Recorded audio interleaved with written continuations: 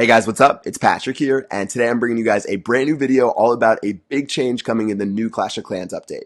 So you guys might have seen a couple of the old sneak peeks like the jump spell getting revamped, the Valkyries getting revamped, the Tesla level 8, but with this change, this is probably going to be the biggest thing affecting most players in this update, and this is all about the heroes. So since I'm not the most qualified to talk about it, I actually brought in one of the Clash of Clans developers, Jonas. You guys might remember him from the loot system video we did, as well as a couple of other interviews.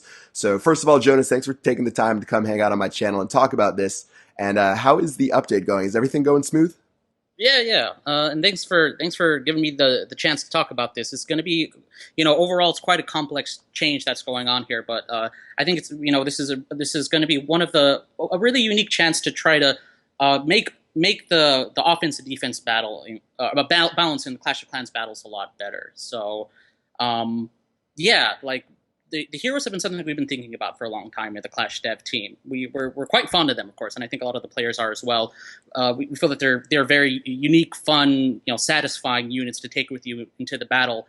And as time has gone on, they've become a very strong focal point of both the offense and defensive play in Clash of Clans.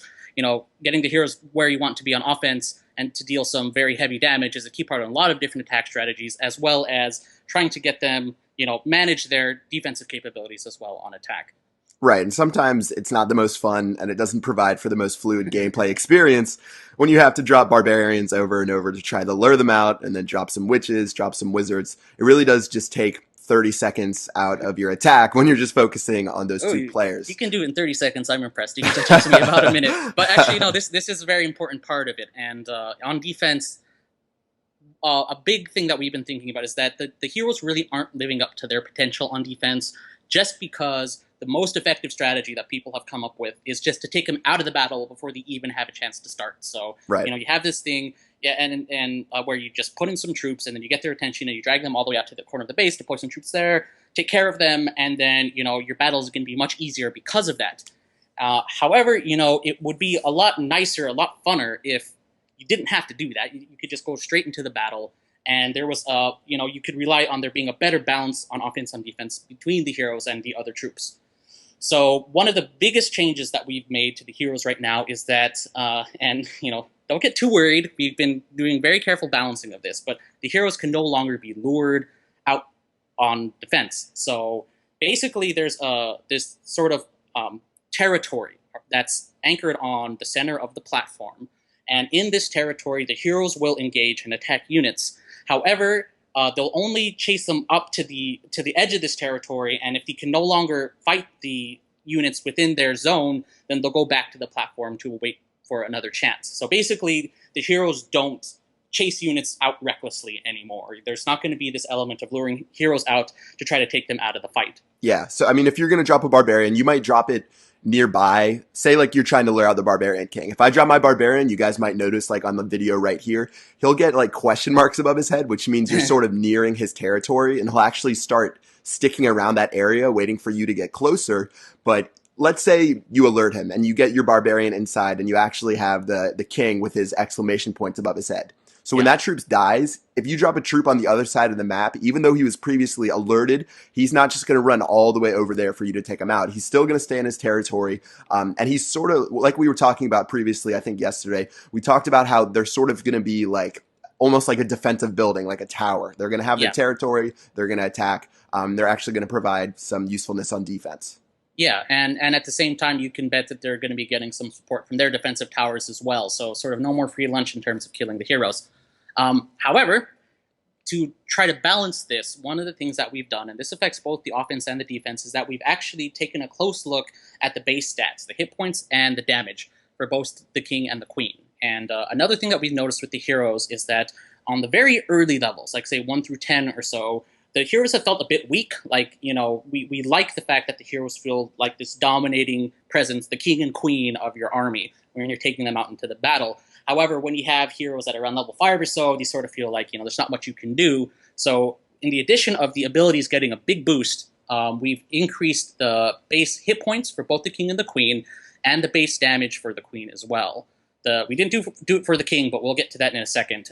The other thing that we did is that we actually did a pretty heavy decrease on both the hit points and the damage for both the king and the queen, especially on the later levels.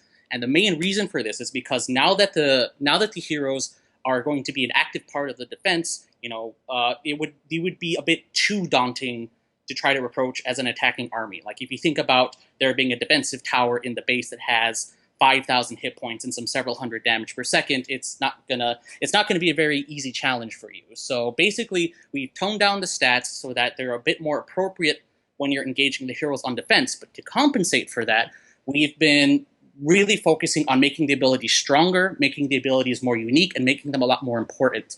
One of the other sort of shortcomings we've been seeing of the heroes is that they're a bit too safe, I guess is one way to say it. You can be pretty sloppy with how you're placing them, with the timing of the abilities, with the timing of deploying them with the rest of your troops. But just because of the fact that they were so dominating in the battle, you could sort of get away with it. And that's one of the things that we thought should change. It's good that the heroes are really strong and that they're an important part of the battle, and we like the fact that they're this nice focal point that's trying to help shape what's otherwise a very chaotic brawl in the battlefield. Yeah. But trying to focus things on using the abilities at just the right time, and also another big change, differentiating the heroes in terms of their strengths and weaknesses is going to hopefully make a more challenging and more rewarding play to the heroes.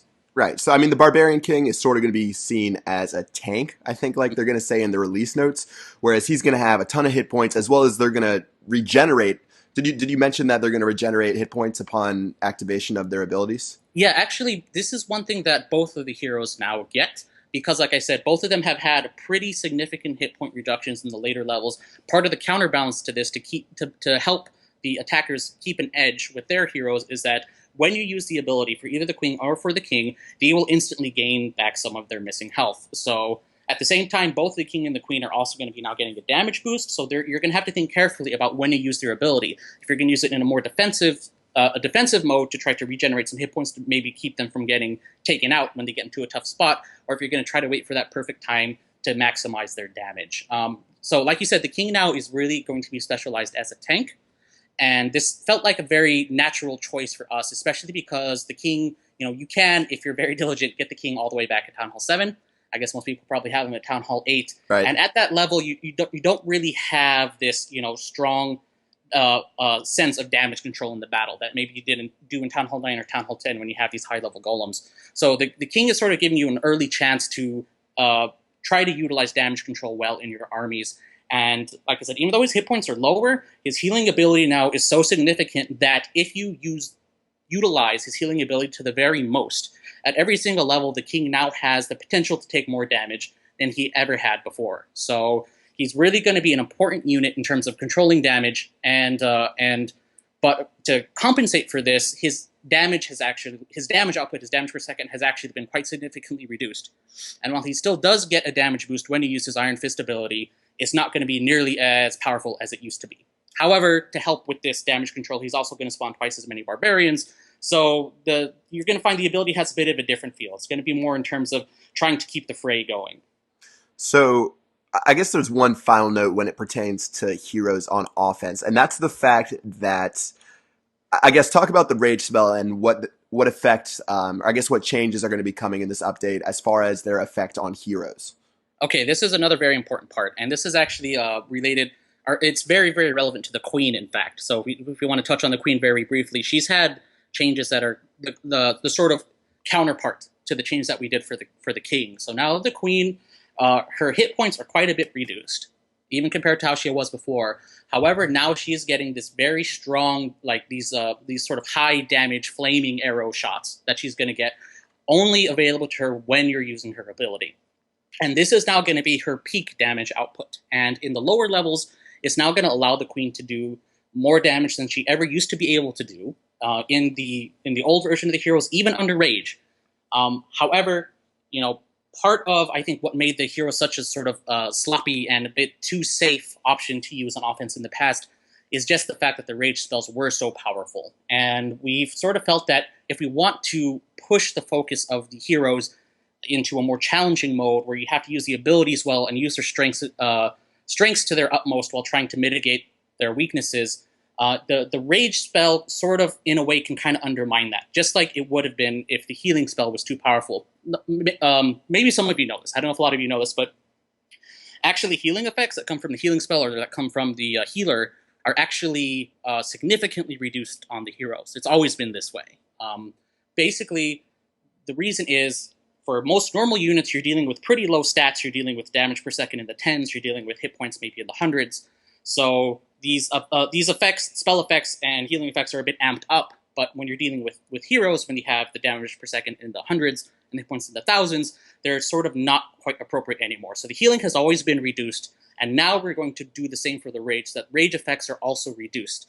However, to compensate for that, again, like I said, using the hero's abilities, you're going to be able to get more hit points out of it. You're going to be able to get more damage out of it, for the queen especially, than you used to be able to before. So really, it's going to change from just throw the heroes in, it's okay if you're a bit sloppy, just blanket the map with rage, and then you'll be okay, to now, you can use the rage if you want. It can give you a little bit of an edge, but if you really want to execute the heroes to the best of their ability, you're going to have to use their abilities well. All right, so I think that'll wrap it up for the hero talk today. Jonas, thanks again for coming on and talking about this, because this is a little bit more complicated than something like adding a level to a building or something like that. So hopefully this cleared up for you guys and made it a little bit easier to understand. All right, yeah. Thanks again for having me, Pat. I always enjoy these talks, and I hope we can continue to come up with some meaningful ways to change up the game, to keep it fresh and to keep it challenging for players in the future. Cool. All right, guys. Well, I hope you enjoyed the video. Make sure you guys check out the update coming out very soon, and I will talk to you guys later. Peace out.